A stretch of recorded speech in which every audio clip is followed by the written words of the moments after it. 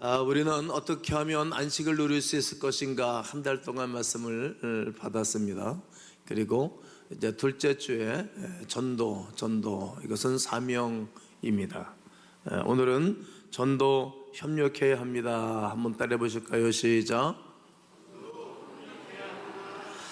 우리는 전도하고 있습니다. 한번 구호 외쳐보면 좋을 것 같습니다. 제가 만드는 구호 준비. 소리가 좀 약해요. 다시 한번 해보세요.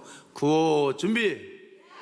동서남북에 있는 수많은 영혼들아, 예수 그리스도를 믿고 구원을 받고 싶으나 사단의 세력에 눌려 나오지 못하는 영혼들은 예수 그리스도의 이름과 성령의 놀라운 능력을 심여보 명하노니 가음교회로 올지어다. 네, 아주 구호를 외치면 힘이 있어요. 어느 집사님은 출근을 해가지고 본인 사무실에서 모든 일감이 올지어다, 좋은 사람들이 올지어다 늘 외치고 한답니다. 그러면 힘이 나죠. 힘이. 여러분, 구호를 외치고 기도하면서 또 구원의 큰 역사가 일어나기를 소원합니다. 교회 존재의 목적은 여러 가지가 있는데 교회의 본질 중에 하나는 구령이 있습니다.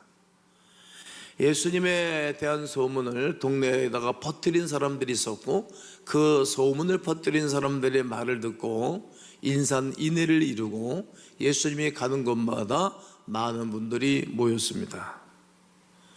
이토록 우리도 예수에 대한 소문을 퍼뜨리는 것이 전도입니다. 그리고 각자 병자들을 데리고 나온 것처럼 우리도 가족, 이웃, 우리의 오유쿠스들을 예수님께로, 교회로 모시고 오면 됩니다. 마지막으로 주님께서 일일이 환자들에게 손을 얹어 안수하고 축복 기도해 주신 것처럼 공동의 모든 성도들이 함께 전도하지만 개별적인 사랑을 베풀어야 된다라고 지난주에 말씀을 증거했습니다. 그런데 전도의 사명을 감당하는 데 필요한 것이 있습니다. 전도는 혼자서 하면 힘이 듭니다. 혼자서 하는 것보다는 협력하고 함께 하는 것을 선택해야 합니다. 오늘 본문에 보면 주님께서 가버나움에 들어가셨습니다. 너무 많은 사람들이 몰려들었습니다. 오늘 2장 2절을 다 함께 읽습니다. 시작.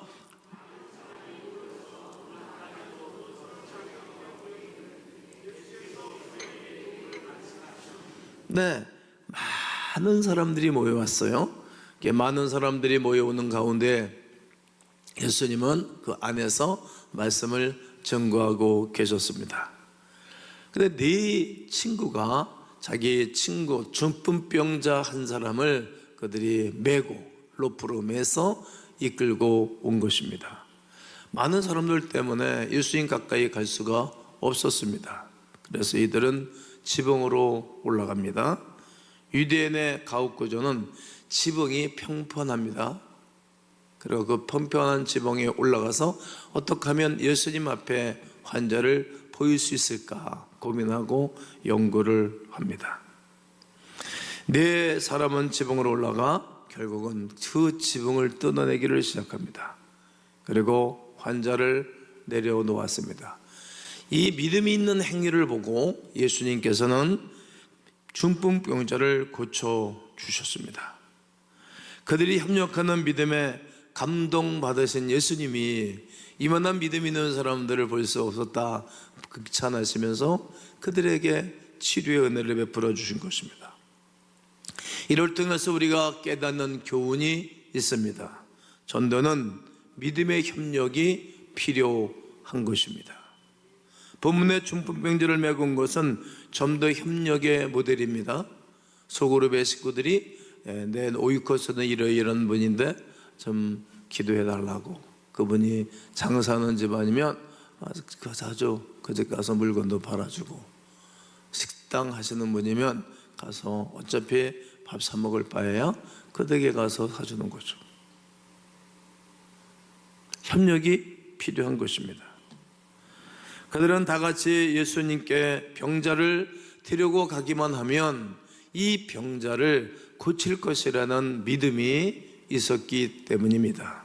이처럼 전도는 믿음으로 하나 되는 확신이 있어야 합니다. 네 사람의 믿음이 한 믿음으로 똘똘 뭉쳤습니다. 만일 네 사람 중에 한 사람이라도 중풍병자가 이게 어려운 병인데 고침받을 수 있을까? 나는 그렇게 생각 안 해.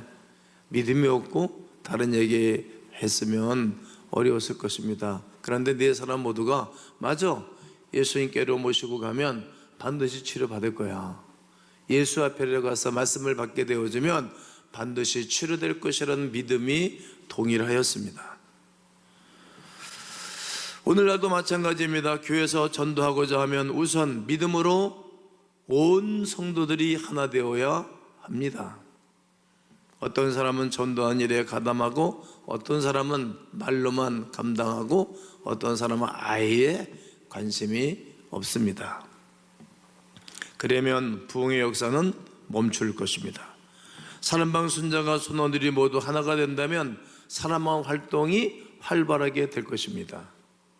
그런데 사람방은 새 신자를 예수 그리스도께 인도하는 일에 더욱 박차를 가하게 될 것입니다.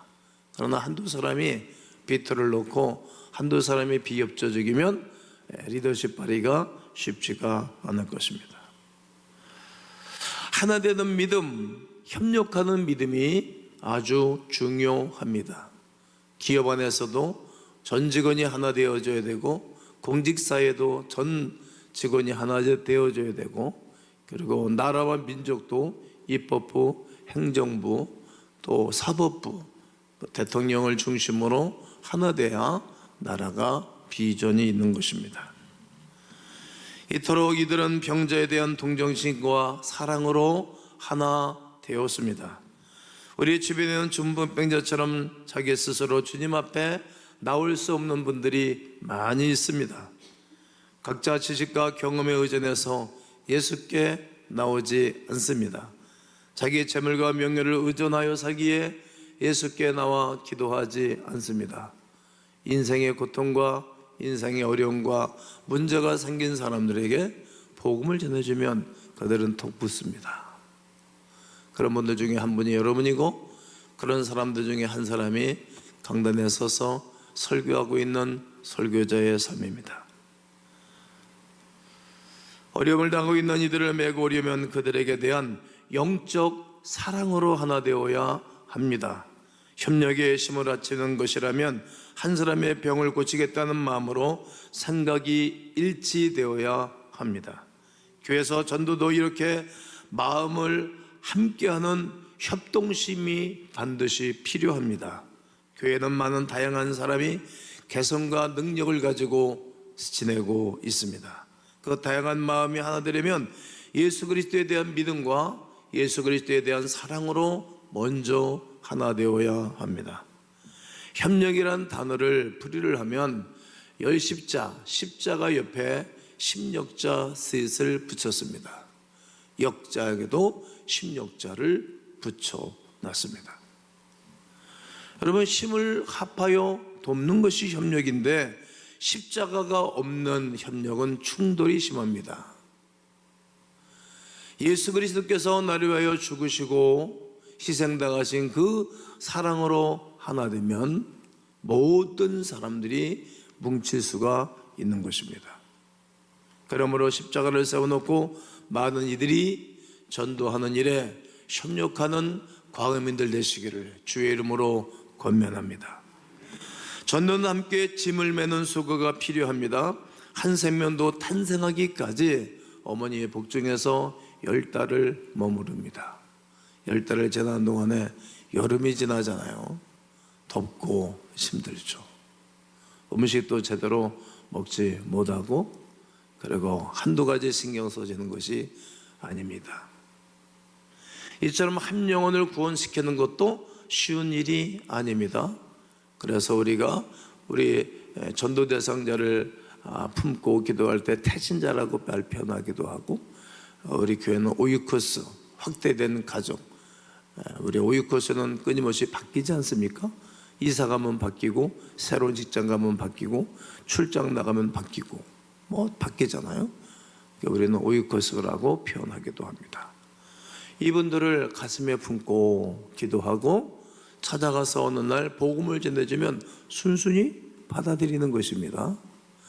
이것은 사람이 하는 것이 아니라 하나님이 하시는 것이 분명하고 사람을 통해서 성령 하나님이 운행하는 것을 수없이 경험하곤 했습니다.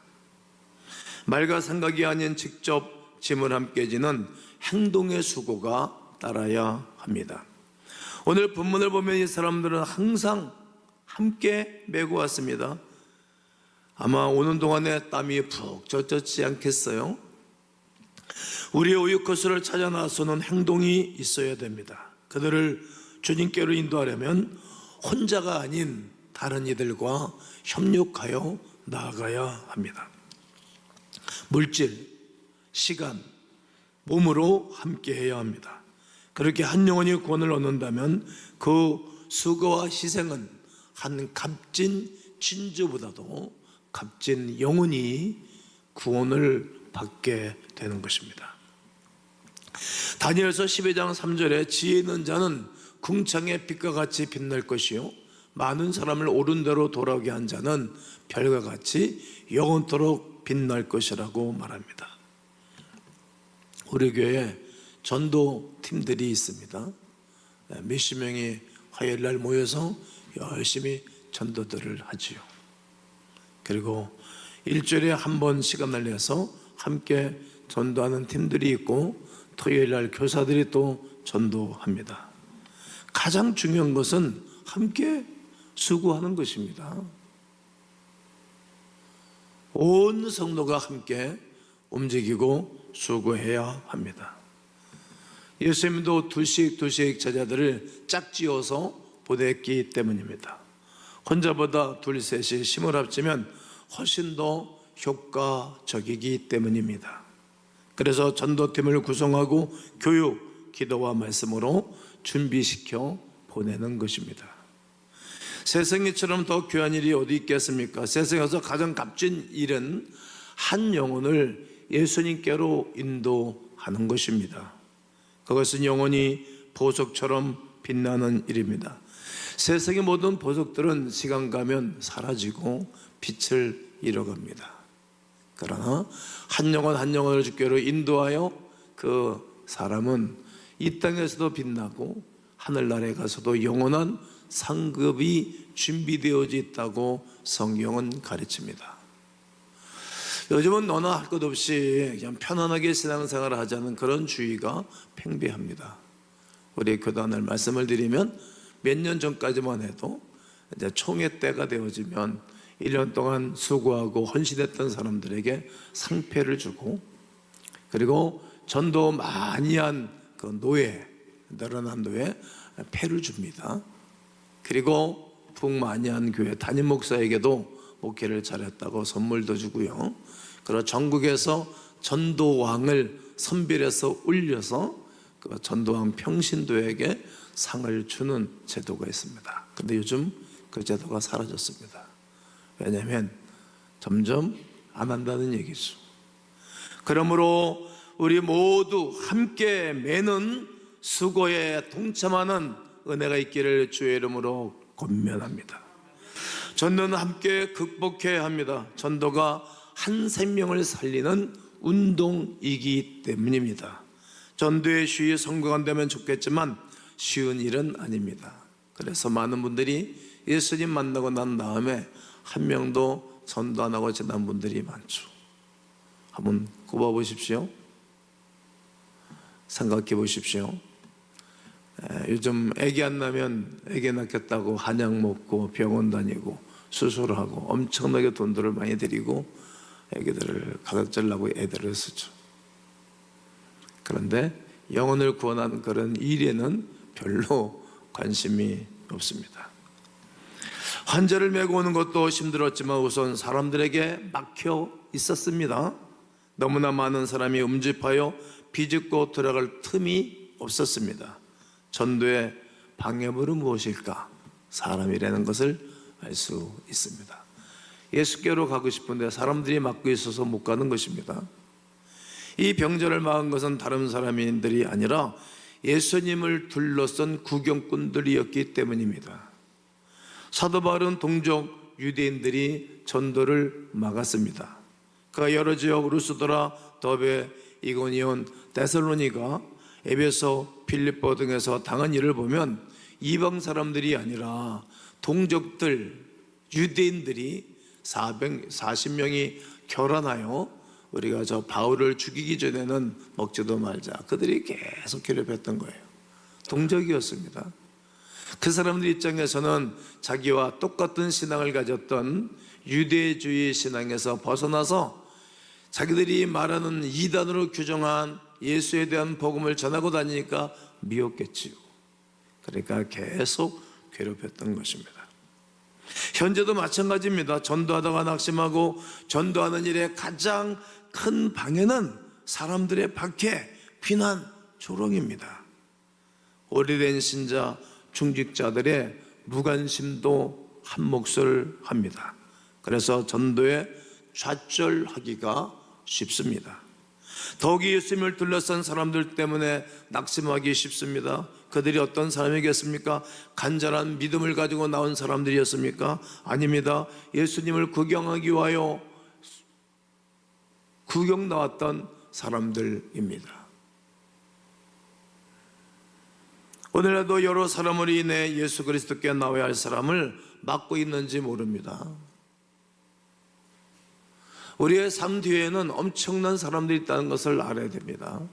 교회 나온 지 수십 년이 되어도 한 사람도 전도하지 못하고 한 명도 예수께로 인도하지 못하며 또 교회를 나오는 것을 막는 사람들입니다. 그런 사람들로 인하여 상처받은 심령이 예수께로 올 마음 자세가 없다는 말입니다. 오늘 다시 본문을 보십시오. 준본봉자 친구들은 지붕으로 올라갔습니다. 그런데 지붕이 다시 그들을 가로막고 있었습니다. 그래서 그들은 지붕을 뚫었습니다. 대단한 용기를 보고 있습니다. 모든 책임을 감수하고 지붕을 뚫었다는 말입니다. 전도는 이렇게 용기가 필요합니다. 난간이 바로막힐 때 그대로 물러서면 그것으로 끝입니다. 교회 전도 사역을 보면 먼저 사람들이 그 사역을 막습니다. 다음은 지붕이 막았습니다. 결국 지붕을 뚫는 엄두를 못 내는 것입니다. 지붕을 뚫는다는 것은 물질적 손해가 온다 할지라도 각오하는 것입니다. 전도는 말로 하기는 쉽지만 손해를 보면서 하기는 주저하지요. 그래서 이것을 극복하기 위하여 나도 한몫을 매는 결단이 필요한 것입니다. 시간을 낼 수 있는 분은 시간을 내서 하는 것입니다. 또 지혜가 있는 분은 지혜를 내서 하는 것입니다. 재능이 있는 사람은 자기 재능으로 한 몫을 메워야 할 것입니다. 돈이 있는 사람은 돈으로 한 몫을 메는 것이 중요합니다. 몸이 와서 몸으로 동참하는 것입니다. 우리 식당하는 우리 장로님은 이렇게 가끔 한 달에 한 번입니까? 이렇게 감자탕을 보내줘서 전도팀들이 잡수더라고요. 또 어느 권사님은 본인은 못 나오니까 이렇게 몇십만 원씩 다달에 후원금을 보내서 나는 몸이 못 오니까 미안하다고 동참하기도 합니다. 또 중보기도로 새벽에 돕고 또 응원하기도 합니다. 무엇보다 한 영혼에 대한 끈질긴 진념이 있어야 합니다. 기도를 먼저 구하고 그를 위한 관심으로 지켜보면서 어깨에 메고 손에 붙들고 나와야 합니다. 계속 두드려야 하는 것입니다. 지붕을 뚫는 노력이 계속되어야 할 것입니다. 뉴욕에 가면 브루클린 다리가 있습니다. 아마 여행하신 분들은 보았을 것입니다. 뉴욕의 동쪽강 이스트 리버를 가로질러 브루클린에서 맨하튼을 연결하는 브릿지입니다. 처음에 이 다리를 놓겠다고 한 사람은 바로 로블링이었습니다.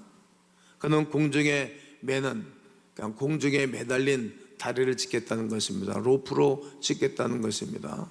모든 설계사들이, 모든 건축사들이 반대했습니다. 미쳤다고 말이죠.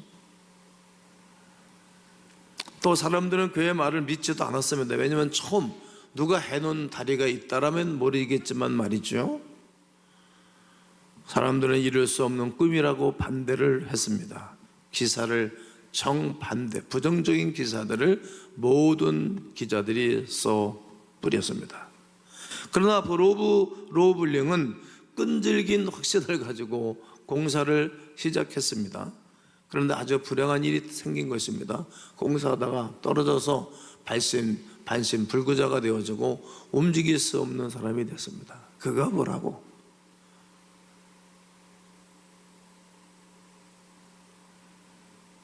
그러나 그는 처음에 가졌던 확신을 꺾지 않고 계속 진행을 하면서 자기의 아들을 현장 소장으로 심어놓고 본인은 집에서 만원경을 보면서 감독을 하고 주의를 했습니다.